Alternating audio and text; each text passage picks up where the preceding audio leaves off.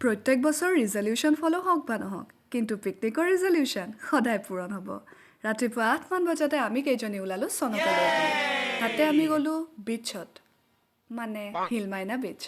গৈয়ে আমি তাত লাগি গ'লোঁ ব্ৰেকফাষ্টৰ আয়োজনত। আমি পিছে ব্ৰেকফাষ্টৰহে এৰেঞ্জ কৰিছিলোঁ, লাঞ্চ বাহিৰতে কৰিছোঁ। তাৰপিছত আমাৰ ষ্টাৰ্ট হ'ল অলপ নাচ গান। এৰ আকৌ কি হ'ল? তাৰপিছত এখেত হঠাতে মোবাইলটো চাই চাই जीने के हैं 4 दिन बाकी है बेकार दिन जाए जाए जाए जाए एक बार जो আৰু এইবাৰ আমি ওলালোঁ অলপ এক্সপ্ল'ৰ কৰোঁ বুলি। জেগাখিনিৰ পৰা অলপ আঁতৰত গৈ এখন মাকৈ খেতি আছিলে আৰু তাৰে ভিউ কি ধুনীয়া। পৰিৱেশটোৰ আমেজ লৈ মেলি আমি সোমালোঁ হিলমাইনা বেম্বু ৰিজৰ্টত লাঞ্চটো কৰিবলৈ। কিন্তু সেইদিনা ভিৰ আছিল কাৰণে নে কি, কিন্তু আমাৰ খানাৰ এক্সপিৰিয়েঞ্চ বিশেষ ভাল নগ'ল।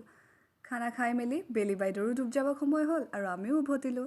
বাৰু আজিলৈ ইমানেই।